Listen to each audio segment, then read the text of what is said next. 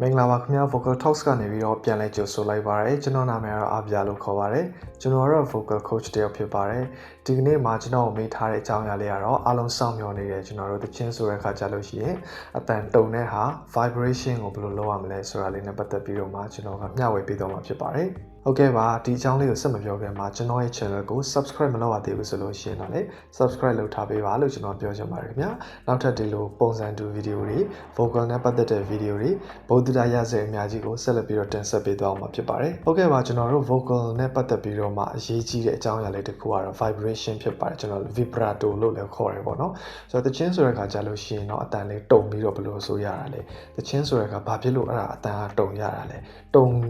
အောင်ကောလုံးလို့ရသလားဆိုတာလေးပေါ့နော်သိချင်နေတဲ့သူတွေအများကြီးရှိတယ်ဆိုတော့ဒီကနေ့မှာအဲ့ဒါလေးကိုကျွန်တော်ပြောပြပေးသွားမှာဖြစ်ပါတယ်ခင်ဗျာပထမဆုံးသိထားမှာကကျွန်တော်တို့ vocal ဒီတချင်းဆိုတဲ့အခါမှာအတန်တုံတဲ့နေရာမှာနှစ်မျိုးရှိပါတယ်နှစ်မျိုးဆိုတာကလုံးယူလို့ပြီးတော့မှတုံတဲ့အပိုင်းရယ် naturally တဘာဝအရာတုံတဲ့အပိုင်းရယ်ဆိုပြီးတော့မှရှိပါတယ်ကျွန်တော်တို့အတန်တုံတယ်ဆိုတာကိုတဘာဝကြကြလေးဘယ်လိုပေါ်လာအောင်လုပ်ရမလဲဆိုလို့ရှိရင်တော့ဒီအတန်တုံရတဲ့အကြောင်းရင်းကကြတော့ကျွန်တော်တို့တချင်းဆိုတဲ့အခါအသက်ရှူတဲ့အခါမှာကျွန်တော်တို့ဒီလေဖိအားနဲ့လေထုတ်အားပေါ့နော်လေစီးဆင်းမှု air flow နဲ့ air pressure မှန်တဲ့အခါကြလို့ရှိရင်တော့ဒီအတန်တုံတဲ့ဟာ vibration ကတဘာဝအတိုင်းအလိုလိုဖြစ်ပေါ်လာမှာဖြစ်ပါတယ်ဒီအတန်တုံတဲ့ဟာ vibrato ကကြတော့လူတိုင်းနေပါမှာခုနကျွန်တော်ပြောသလိုအသက်ရှူတာမှန်ရင်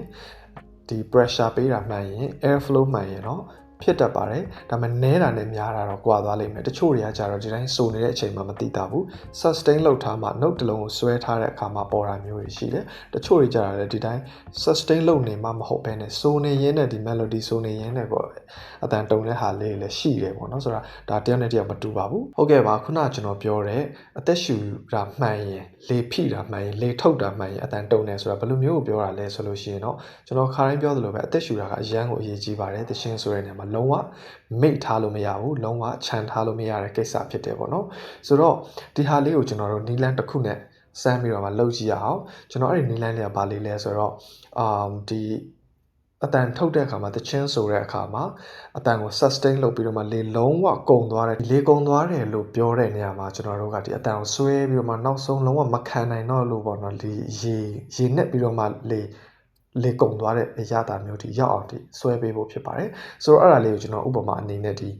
exercise လေးတစ်ခုနဲ့ဆွဲကြည့်မယ်ပေါ့နော်ဥပမာဟာဟာဟာဟာဟာဟာဟာဟာ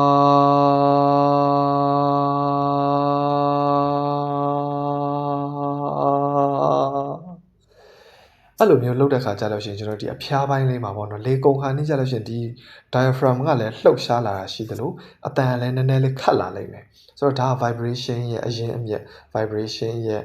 ့သဘောတဘာဝပေါ့နော်အဲ့ဒါကိုသိစေချင်လို့ဒီလေ့ကျင့်ခန်းလုပ်ခိုင်းတာဖြစ်ပါတယ်လေ့ကျင့်နေတဲ့အခါတွေမှာ vibration လေ့ကျင့်နေတဲ့အခါတွေမှာ vibration ပါလားမပါလားသိချင်တဲ့အခါတွေမှာကျွန်တော်တို့ record အမြဲတမ်းလုပ်ပေးဖို့လိုပါတယ် record လုပ်ပါအတန်သွင်းထားပါပြီးတော့မှပြန်နားထောင်ကြည့်ပါအဲ့လိုဆိုလို့ရှိရင်ကျွန်တော်တို့ရဲ့အတန်တွေအားလုံးကိုအသေးစိတ်ပြန်ကြားတယ်ဘယ်နားမှာတုံသွားလဲဘယ်နားမှာမတုံဘူးလဲတချို့မထင်မှတ်ဘဲနဲ့တုံသွားတဲ့နေရာလေးလည်းရှိတတ်တယ်ပေါ့နော်ဆိုတော့အဲ့ဒါလေးတွေကိုသိရဖို့ရအတွက်အတန်ကို record လုပ်ပြီးတော့မှပြန်နားထောင်ပြီးတော့မှလေ့ကျင့်ပေးပါလို့ကျွန်တော်ပြောချင်ပါတယ်အမှန်တိုင်းပြောရရင်တော့ကျွန်တော်ကတော့ဒီ vibration ကိုအရန်ကြီးလုပ်ယူပြီးတော့မှအတကုံလေ့ကျင့်ပြီးတော့မှတမင်ဖန်တီးတဲ့ဟာတွေထပ်ပေါ့နော် naturally ဖြစ်လာတဲ့ vibration မျိုးကိုရအောင်ပို့ပြီးတော့မှစူးစမ်းစေချင်တယ်အဲ့ဒါကိုပဲပို့ပြီးတော့မှကျွန်တော်တို့အားပေးတယ်ပေါ့နော်အဲ့လိုဒီ vibration တွေကိုတမင်လုပ်ယူပြီးတော့မှလိုသလောက်ထည့်တဲ့ဟာတွေလိုသလောက်သုံးတဲ့ဟာတွေ control လုပ်တဲ့အပိုင်းတွေလေအဲ့လိုသုံးနေတဲ့လူတွေလည်းအများကြီးရှိတယ်ပေါ့နော်ဆိုတော့အဲ့လိုလုပ်မယ်ဆိုလို့ရှိရင်တော့ကျွန်တော်တို့ဘယ်လိုလေ့ကျင့်လို့ရတဲ့နည်းလမ်းရှိလဲပေါ့အဲ့ဒါလေးကိုကျွန်တော်ကအနည်းဆက်ဆုံးတစ်ခုပြောပြပါမယ်ဆိုတော့ဒီ exercise ကအကောင်းဆုံးတော့မဟုတ်ဘူးပေါ့နော်ဆိုတော့ဒီ vibration ကိုလုပ်ယူတဲ့အပိုင်းမှာနည်းလမ်းတွေအများကြီးရှိတယ်လေ့ကျင့်မှမဟုတ်ဘဲနဲ့ကျွန်တော်တို့အဓိကကတော့ဒီvibration လုပ်တယ်ဆိုတဲ့နေရာမှာဒီမေးတွေပေါ့နော်ဒီအမေးတွေအဲ့လိုအရန်လှုပ်နေတာမျိုးတွေဒါမှမဟုတ်ခေါင်းအဲ့လိုအရန်တုံပြီးတော့မှလှုပ်တဲ့ဟာတွေဒါမှမဟုတ်ခန္ဓာကိုယ်အရန်လှုပ်ပြီးတော့မှပေါ့နော်အဲ့လိုမျိုးလှုပ်တဲ့ဟာမျိုးတွေဆိုလို့ရှိရင်တော့ဒါတွေကမှားပါတယ်အဓိကတော့ဒီလယ်မျိုးပေါ့နော်ကျွန်တော်ဒီ soft palate လို့ခေါ်တဲ့ဒီလယ်မျိုးကနေပြီးတော့မှ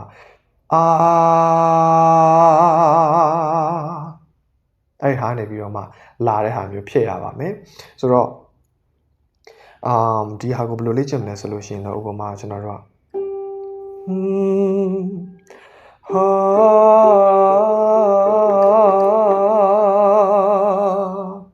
ါမျိုးလေ့ကျင့်လို့ရတယ်ဒိုရဲဒိုရဲဒိုရဲဒိုရဲဒိုပေါ့နော်ဆိုတော့နှုတ်နှလုံးပဲဖြစ်တယ်ဒိုရဲဒိုရဲဒိုရဲအဲ့ဒါကိုမှကျွန်တော်မြန်မြန်လေးလေ့ကျင့်ပေးရမှာဖြစ်တယ်ဟာ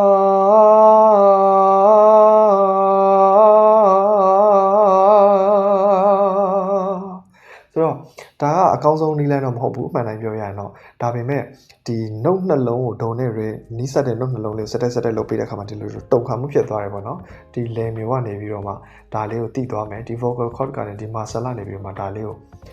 လှုပ်တဲ့အရာဒါလေးကိုတိသွားပြီးတော့မှနောက်ပိုင်းကျလို့ရှိရင်တော့ဒါလေးကပါလာမှာဖြစ်တယ်ပေါ့နော်ဆိုတော့အဲ့ဒီနီလန်းနဲ့လည်းလေ့ကျင့်လို့ရပါတယ်ဒါပေမဲ့ကျွန်တော်ခုနပြောသလိုပဲ vibration နဲ့ပတ်သက်ရင်တော့ကျွန်တော်ဖြစ်နိုင်ရင်တော့ဒီလိုမျိုးလေ့ကျင့်နေတာထက်စားလို့ရှိရင်တော့ကိုယ့်ရဲ့အသက်ရှူတဲ့ technique breathing technique တွေမှန်းရမယ်အတန်ထုတ်ပုံတွေမှန်းရမယ်ဒါတွေကိုပို့ပြီးတော့မှ focus ထားစေချင်ပါတယ်ဒီဟာတွေရသွားပြီဆိုတော့မှတဖြည်းဖြည်းပေါ့နော်အစပိုင်းမှာမဟုတ်တော့မှတဖြည်းဖြည်းကိုယ့်ရဲ့အတန်တွေကမှန်လာပြီဆိုတာနဲ့ natural ဖြစ်လေလေကိုယ်ဆိုတာတွေကသဘာဝကျလေလေဒါတွေကတုံခါမှုတွေကသူ့ဉာဏ်နဲ့သူလိုအပ်တဲ့နေရာမှာသဘာဝအလျောက်ဖြစ်ပေါ်လာပါလိမ့်မယ်အဲ့ဒါလေးတွေကိုပို့ပြီးတော့မှလေ့ကျင့်စေချင်ပါတယ်အဲ့ဒါလေးတွေကိုပို့ပြီးတော့မှ focus ထားစေချင်ပါတယ်ဟုတ်ကဲ့ပါဒါလေးကတော့ကျွန်တော်တို့သချင်းဆိုတဲ့အခါအတန်တုံတာနဲ့ပတ်သက်ပြီးတော့ vibration နဲ့ပတ်သက်ပြီးတော့မှအနေငယ်မျှဝေပေးထားတာလေးပဲဖြစ်ပါတယ်ခင်ဗျာဗီဒီယိုဆုံးထိကြည့်ပေးတဲ့အတွက်ကျေးဇူးများကြီးတင်ပါတယ်နောက်ဗီဒီယိုများမှာထပ်ပြီးတွေ့ကြပါသေးတယ်